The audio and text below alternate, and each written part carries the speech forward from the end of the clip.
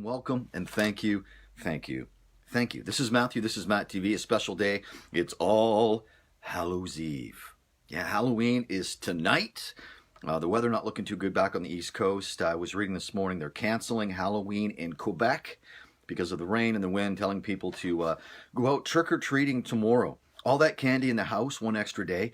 You know the adults are going to get into it, and there'll be a little less in the bowl tomorrow.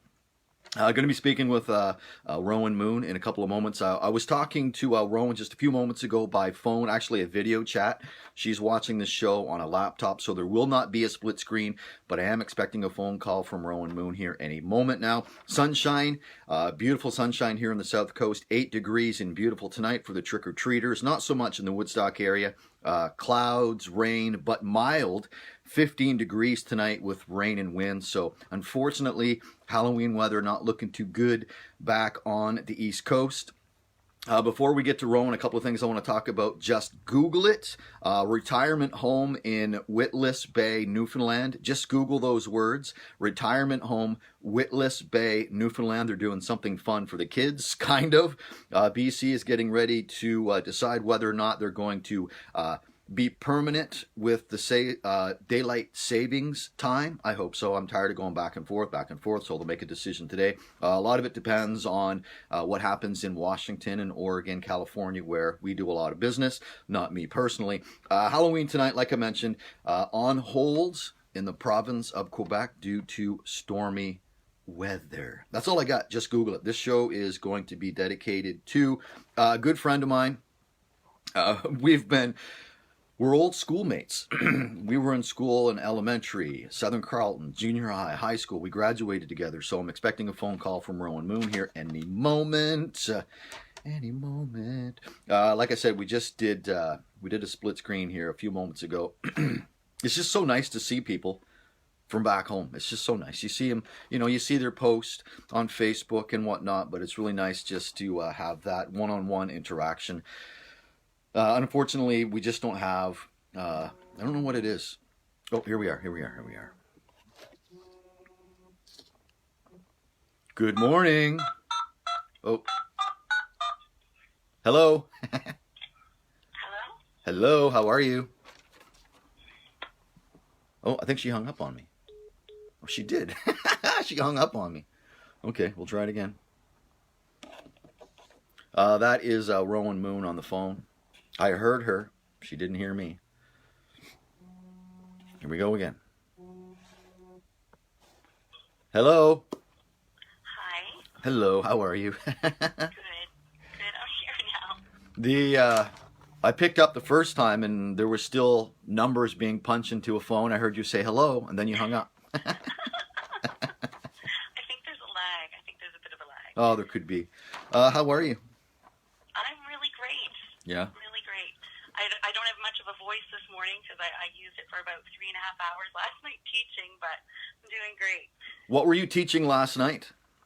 Last night I was teaching my witchcraft course, The Craft. Witchcraft course, The Craft. Yes. Okay. Well, I should let people know, if they've never heard of Rowan Moon, you are a witch. You're a shamanic practitioner, a fiber artist, and a writer. So I just want to touch on all four of those labels. And just, again, Facebook created Facebook Live. I created MattTv. It's a platform to put people up on a platform so they can tell people, hey, this is what's going on in my life. This is what I'm doing. So that's exactly what we're going to do today. You okay with that? Absolutely. Okay. Rowan, I want to ask you, who was it? Who was it, or what was it that first piqued your interest into this spiritual way of life that you're living right now? I think I've always been interested in the spiritual way of life. When I was younger and through my teen years, I attended a lot of different churches in our area because, as you know, we grew up in the Bible Belt. Mm-hmm. So we're very fortunate to have all these different denominations of churches in our area. And I went to St. Gert's, I went to the Wesleyan Church, I went to the Baptist Church. I've always been involved in, like spiritual groups it was mostly, the right-hand path, like with Christianity, which gave me a really good base. And then I was just kind of led to the left-hand path, which is the path of the goddess, because I didn't see her in Christianity, and I was looking for her. I was looking for the Great Mother. So that's, I guess it's the Great Mother that led me to witchcraft. Okay. Was there any going back? Because you and I, we went to school together all the way back to elementary. You were telling me a while ago that you remember you and I selling. Remember back in, I think it was on Fridays when they sold like the steamed hot dogs and the mini sips and the milk. You and I used to do that together. Yeah. I don't recall, but that's something that we did though. Yes, yeah, absolutely. And you were hilarious then. I can remember you having me just in stitches because I was quite shy when I was younger, and you were just so outgoing and funny. You very witty, Matt, even at a young age. Thank you so much. What was it? What kind of headspace? What kind of headspace were you in high school? I know that you said you were going to different churches. Were there more people looking back at it now? Were there more of your schoolmates that were kind of in the same headspace as you, or did you find yourself kind of a loner in a way? No, I didn't feel lonely at all because I was always seeking for connection. So whether that be connection through the Baptist Church Youth Group, or whether that be connection through Canadian Girls in Training, which I was in at St. James United. I never felt really lonely, but I loved the seeking part of it. Do you know what I mean? Mm-hmm. I always found everybody to be very open to sharing their spiritual experience with me, like in going to church with them, and I just loved it. I loved the ceremony. I loved the ritual. I loved the sense of peace. I loved the sense of community. Do you write about any of this stuff? Because you are a writer, and I just want to say I haven't read any new material from you since I was a medic on the drilling rigs back in 2008, 2009. Yes, I remember that. Those are my fan fiction writing days. I was a Twilight fanfic addict, and I wrote fan fiction online, and I met a community of writers, and it's 10 years later, and we're still all really good friends. Some of us are published authors and quite prolific. So yeah, it was a really fun, creative group to be a part of.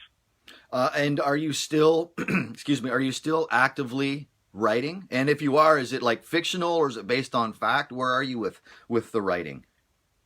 Well, I am back into writing my book. I have a series that's planned. It's a fictional series, but it has a lot of non-fictional elements that I bring into it that I've learned about just esoteric history over the years. The main character is a shamanic practitioner. So it's interesting. When I was researching shamanism, that's when I kind of fell down the rabbit hole and spent about 4 years getting my core shamanism training with Louise Farr at Your Healing Journey. So it's kind of like I'm like a method writer, I guess. Mm-hmm. I tried to become my character to understand her a little better. It's now I'm ready to write her. So sorry. Like I was talking to Kathy Cusack Pierce yesterday, which is a good friend of yours. Mentioning continuing education, does that apply to you as well? You're always seeking to be more knowledgeable. Oh, absolutely. Yeah, I became an initiate of a mystery school in Sedona. It's called the Order of the Seven Rays, and I'm constantly learning there. I'm in the process actually of taking my my teacher's training with mystery school. So it's just exciting to always keep your mind open and learn new things. Talk a little bit about your family, if you don't mind. Like, how do they support you? How do they play a role in your lifestyle? Everyone's on the same page, I would imagine. Yes. Oh yes, absolutely. I don't think I could be in an environment that was not supportive of what I do, because I kind of do it in a big way. Like I bring people into my home, and I teach classes. We have ceremony out in my backyard. I have a 20-foot square labyrinth that my entire family helped me build. It's actually the second one that we built together. So as far as my children go, they're kind of, I'm gently easing them into their own self-discovery with their spirituality. Recently, my daughter did shamanic journeying with me, so I was quite chuffed about that, quite excited. That's awesome. I've seen pictures of your backyard. It looks like a place very peaceful, tranquil. It's a place that looks like you could just hang out there for hours and hours and just be at peace. Oh, I do. Yes, I do. It's definitely sanctuary for me. Is that your backyard? Is that a place where you like to hang out and do your? Because you're a fiber artist as well. Tell me what exactly is a fiber artist? Well, I work with wool fiber, and I work with wool roving. So this would be wool that's unspun from the sheep, washed, sometimes dyed, and I make 3D sculptures. So I'll make dolls or spirit animals. I've started doing some kind of like portrait, two-dimensional felting work. I'm enjoying that too. I kind of spread it around what I do. My son and I did dryer balls for his entrepreneurial project, and he really cleaned up. He made over $100. Wow, nice. Yeah. Quite the businessman. The stuff that you make, does it stay in the house, or do you gift it to friends of yours, or do you have people that ask you, hey, can you make me something? It's gone as soon as it's made. Okay. I really don't have very many pieces lying around unless I've made something for myself, which is very rare. But yeah, usually as soon as the project's done, it's out the door, or it's hanging out in a basket naked somewhere waiting to be closed. Oh, that's awesome. Okay, you label yourself, you're a witch. Now, this is a definition of a witch, a couple of different definitions that I pulled off the internet. And this is probably an old school description. A woman thought to have magical powers, especially evil ones, which I thought was funny. Black cloak, pointed hat, broomsticks. But in reality, you are someone who actively practices magical rituals and spells. You have a spiritual connection, and you worship pagan gods. Is that correct? Yes. Okay. Yes, absolutely. Witchcraft is basically the knowledge that everything has consciousness, and they build bridges to work with that consciousness. So they build bridges through divination. They build bridges through spiritual light healing, like Reiki or shamanic practices. So it's a deeper understanding of life and how things work, and that everything is alive. Oh, definitely. Have you ever faced any blowback from individuals when you tell them that you're a witch, or is most people just like, okay, that's what you do? Now I think we're living in a time where people are a little more open-minded, and there's so many that are seeking themselves right now. So I really don't experience a lot of blowback now, but I do remember a time when I was, in my early 20s and living in Woodstock, and the only bookshop, they had like a few pagan things or witchcraft books, but you kind of had to go up to the storekeeper and ask him for the Llewellyn catalog underneath the counter. Yeah. In a secret voice, and take that home and just look at all the book porn that you could order. And it wasn't really something that I was open with. Mm-hmm. And I've been very much a solitary practitioner throughout my practice. So it wasn't until I met Kathy Cusack Pierce, and she really helped me with my own psychic senses and my divination abilities and just connecting with myself. She's one of those witches that build bridges between, spirit and matter, which is us, and we are spirit, and she makes those connections. So it's an amazing path. So being a witch in 2019 is all right. It is. It's the rise of the divine feminine and the divine masculine together, which the witch tries to embody both of those sacred energies. So yeah, the time is now. Awesome. One final thing, Rowan.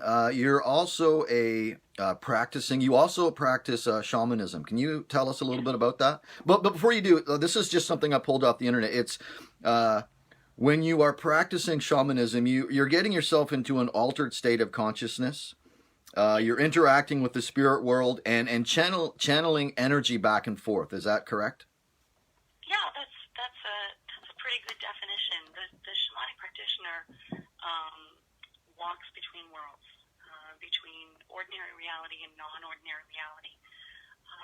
And in the core shamanism training that I took from Louise at Your Healing Journey, I learned different techniques, such as extraction of spiritual intrusions, soul retrieval, psychopomp, which is working with those that have passed beyond the veil, and healing with spiritual light.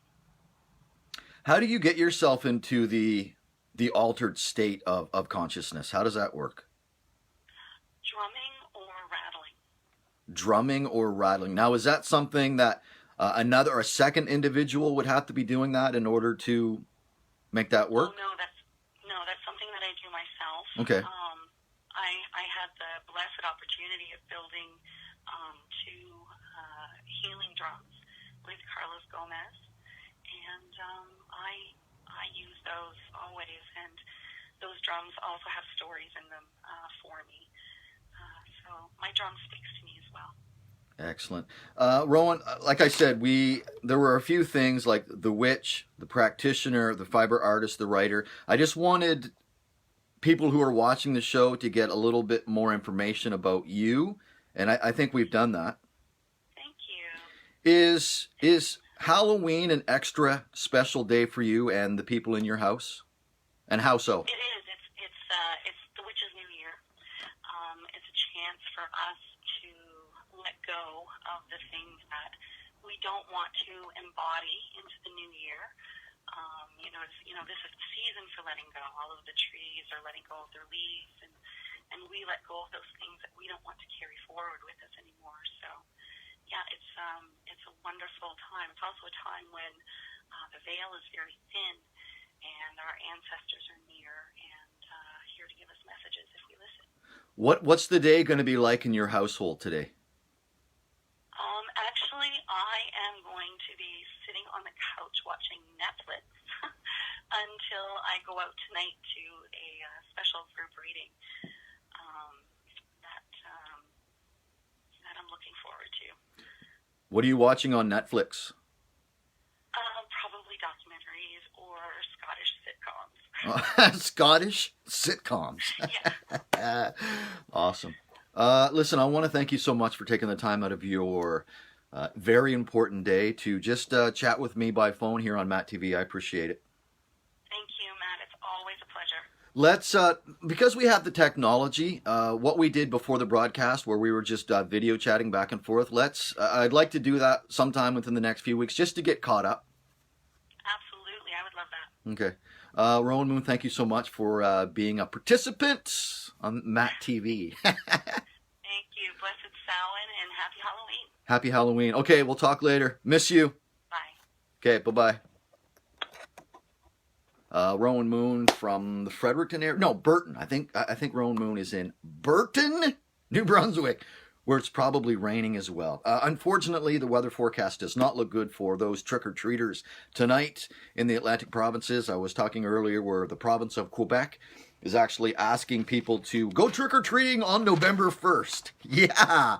Mom, I'm so looking forward to Halloween on November 1st. Said no kid ever. Said no kid ever. Carolyn, Simon, Mother, welcome to the broadcast. Just one final thing before I go. Going to go see the Joker.